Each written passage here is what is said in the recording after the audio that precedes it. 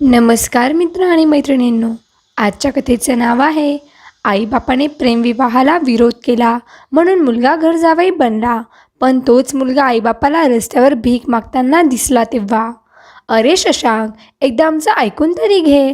लग्न म्हणजे काय भातुकलीचा खेळ नसतो. मुलगी आवडली आणि लग्न केलं. सगळं बॅकग्राऊंड पाहावं लागतं, कुटुंब पाहावं लागतं, लोक कोण आहेत, कसे आहेत, हे सगळं चेक करावं लागतं. सुदर्शन त्यांचा मुलगा शशांकला समजवण्याचा प्रयत्न करत होते, परंतु शशांक चिडून म्हणतो, बाबा, मला काही ऐकून घ्यायचं नाही. माझं तृप्तीवर प्रेम आहे आणि काही झालं तरी मी तिच्याशीच लग्न करणार. आणि प्रेम असलं की बॅकग्राऊंड पाहणं, आईबाप कोण आहेत, घरदार कसं आहे, हे सगळं पाहण्याची गरज नसते. मला फक्त तिच्याशीच लग्न करायचं आहे आणि मी ते करणारच. शशांकची आई समृद्धी खूप चिडते आणि म्हणते, शशांक, ही पद्धत नाही आहे बाबांशी बोलायची. आणि तुला जर त्या मुलीशी लग्न करायचं असेल आणि आमचं ऐकून घ्यायचं नसेल ना, तर हे घर सोडून जायचं. एकदा घराबाहेर पडला की तुला कळेल, बाहेरचं जग आणि आईबापाचं छत खालचं जग किती वेगळं असतं ते. शशांक म्हणतो, आई, मला तुझ्याकडून ही अपेक्षा नव्हती. ठीक आहे, जातो मी इथून आणि तुम्हाला सिद्ध करून दाखवेल की मी योग्य होतो, माझा निर्णय योग्य होता.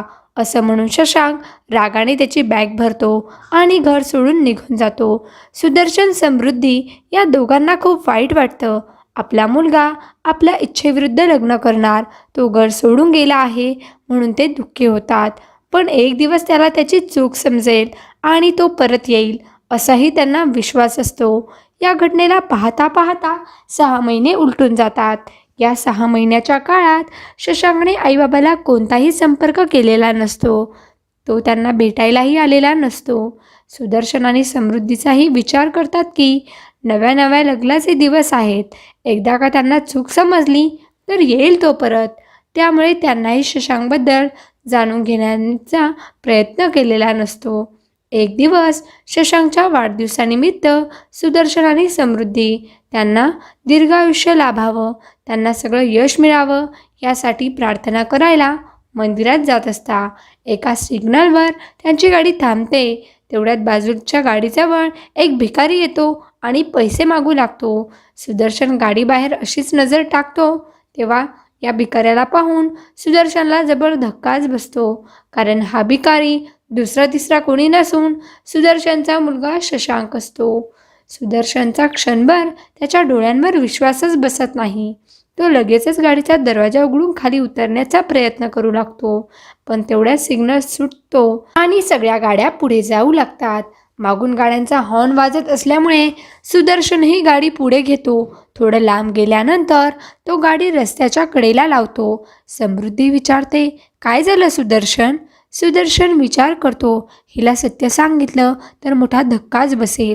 सुदर्शन म्हणतो, माझा एक मित्र मला मागे दिसला, तू गाडीत थांब, मी येतो आत्ता. असं म्हणून सुदर्शन सिग्नलकडे धावत सुटतो. सिग्नलवर आल्यानंतर सुदर्शनला शशांक कोठेही दिसत नाही. सुदर्शनचा क्षणभर वाटतं की त्याचा नक्कीच काहीतरी गैरसमज झाला असेल, भात झाला असेल.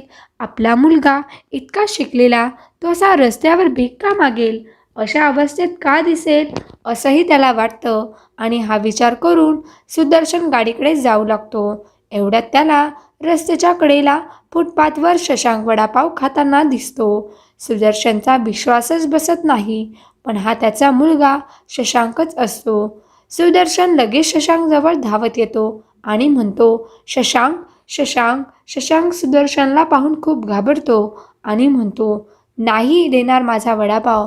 मी भीक मागितली दिवसभर आणि कसा तरी हा एक वडापाव घेतलाय. खूप भूक लागली आहे मला. मी नाही देणार तुम्हाला माझा वडापाव. शशांकचे हे शब्द ऐकून सुदर्शनला खूप वाईट वाटतं.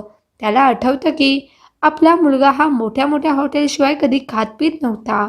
रस्त्यावरचं त्याला काही आवडतही नव्हतं आणि आज तोच मुलगा भीक मागून रस्त्यावर वडापाव खातोय. हे सगळं पाहून सुदर्शनच्या डोळ्यात अश्रू येतात. सुदर्शन शशांकला म्हणतो, नाही बाळा, मी तुझा वडापाव नाही घेणार. उलट आमच्या घरी आज खूप मोठी पार्टी आहे. तुला खूप छान छान आईस्क्रीम खायला मिळेल, पिझ्झा, बर्गर, चॉकलेट. तू चल आमच्या घरी, तुला सगळं देतो. हे ऐकून शशांकला खूप आनंद होतो आणि तो म्हणतो, खरंच मला एवढं सगळं भेटेल का? तर मग मी येतो तुमच्या घरी. सुदर्शन शशांकचा हात पकडतो आणि त्याला गाडीजवळ घेऊन येतो. सुदर्शन समृद्धीला गाडी बाहेर बोलवतो. समृद्धी गाडीतून उतरते आणि शशांककडे पाहते तर तिला जबरदस्त धक्काच बसतो. हा आपला मुलगा आहे, हा या अवस्थेत कसा? हे तिला काही समजत नाही. ती विचारते, अहो हे काय? आपला शशांक या अवस्थेत? सुदर्शन म्हणतो, तू बस गाडीत, मी सांगतो तुला सगळं. हे तिघे गाडीत बसतात. सुदर्शन हॉस्पिटलला गाडी घेऊन जातो आणि रस्त्यात समृद्धीला सगळं सांगतो. समृद्धीलाही खूप वाईट वाटतं आणि ती रडू लागते. हे दोघे शशांकला घेऊन हॉस्पिटलमध्ये येतात. तेथे डॉक्टर शशांकला चेक करतात. डॉक्टर या दोघांना सांगतात की शशांकला जबरदस्त मानसिक आघात झाला आहे, म्हणून तो असा वागतोय. काहीतरी नक्कीच घडलंय. तुम्हाला आता याची काळजी घ्यावी लागेल. तो या सगळ्यातून बाहेर येऊ शकतो, पण त्याला तुमचं प्रेम, आपुलकी आणि हिंमत हवी आहे. सुदर्शन आणि समृद्धी शशांकला घरी घेऊन येतात. ते शशांकला चांगले कपडे घालायला देतात. शशांक पूर्वीसारखा दिसू लागतो, परंतु त्याचं वागणं बोलणं हे पूर्णपणे बदललेलं असतं. एखाद्या भ्रमिष्ठ माणसाप्रमाणे तो वागत असतो. लहान मुलाप्रमाणे बोलत असतो. समृद्धी त्याच्याशी खूप प्रेमाने वागते, त्यामुळे शशांक तिच्या मांडीवर झोपी जातो. सुदर्शन म्हणतो, आपल्या मुलाबरोबर काहीतरी खूप वाईट झालंय. आपल्याला लवकर सगळं शोधून काढावं लागेल. समृद्धी म्हणते, आपण उद्याच्या उद्या त्या मुलीच्या घरी जाऊया, पाहूया त्यांचं काय झालंय. दुसऱ्या दिवशी सकाळी सुदर्शन आणि समृद्धी शशांकच्या 2 मित्रांना घरी बोलावून घेतात आणि त्यांना शशांकची काळजी घ्यायला सांगून तृप्तीच्या घरी जातात, जिच्याबरोबर शशांकला लग्न करायचं होतं. हे दोघे तृप्तीच्या घरी पोहोचतात तेव्हा तृप्ती तिच्या आईबाबांबरोबर मस्तपैकी TV पाहत बसलेली असते.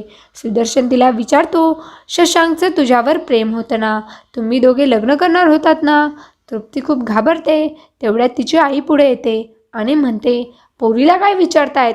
मी सांगते सगळं. तुमच्या मुलाने माझ्या मुलीला फसवलंय. तिला लग्नाच्या आणाभाका दिल्या आणि लग्न करायला आलाच नाही. मागील 6 महिन्यापासून कुठे गायब झालाय काय माहीत. आम्हाला नाही माहीत कुठे आहे तो. तुम्ही जा इथून, असं म्हणून ती या दोघांच्या तोंडावर दरवाजा बंद करून घेते. समृद्धी म्हणते, अहो नक्कीच काहीतरी काळबेर आहे. यांनी काहीतरी केलंय आपल्या मुलाला. सुदर्शन म्हणतो, मलाही असंच वाटतंय. आपल्याला चौकशी करावी लागेल. असा विचार करून हे दोघे तृप्तीच्या घराच्या आसपास चौकशी करू लागतात, पण कोणीच त्यांना काही सांगत नाही. हे दोघे निराश होऊन जाऊ लागतात. तेवढ्यात एक बाई त्यांना गुपचूप घरात येण्याचा इशारा करते. सुदर्शन आणि समृद्धी या बाईच्या घरात जातात. ही बाई म्हणते, साहेब, तुम्हाला या वस्तीत कोणीच काही खरं सांगणार नाही, पण या लोकांनी तुमच्या मुलाबरोबर खूप वाईट केलंय. मी सांगते तुम्हाला सगळं. तुमचा मुलगा 6 महिन्यांपूर्वी आला होता यांच्या घरी. या तृप्तीवर त्याचं प्रेम होतं. दोघांनी लग्न केलं, कोर्ट मॅरेज. पण साहेब, खूप वाईट माणसं आहेत ती. आईबाप आणि मुलगी सगळे सारखेच आहेत. चांगल्या घरच्या मुलांना फसवायचं, प्रेमात वेडं करायचं, मग त्यांचा पैसा लाटायचा आणि त्यांना सोडून द्यायचं. हीच कामं करतात ही माणसं. तुमचा मुलगा काही पहिला नव्हता. याआधीसुद्धा अनेक मुलांबरोबर असं केलंय त्यांनी.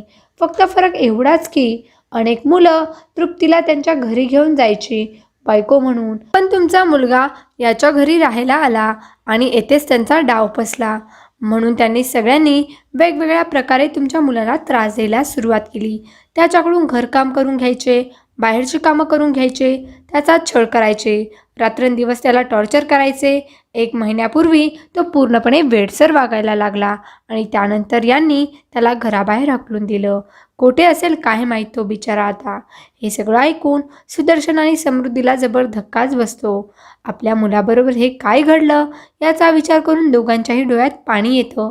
हे दोघे या बाईचे आभार मानतात आणि तिथून बाहेर पडतात. ते घरी येतात तेव्हा शशांक त्यांच्या मित्रांबरोबर मस्त खेळत असतो.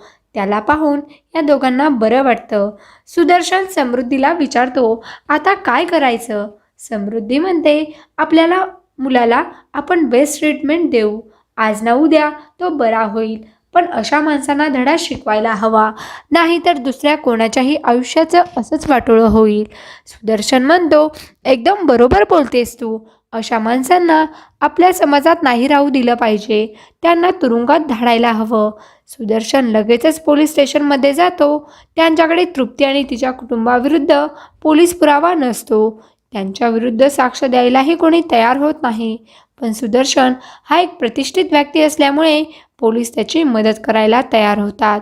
ते एक सापळा रचतात ज्यामध्ये एक पोलीस इन्स्पेक्टर साध्या वेशामध्ये येऊन तृप्तीला ब्लॅकमेल करायचं नाटक करतात आणि त्यानंतर तृप्तीशी लग्नही करतात.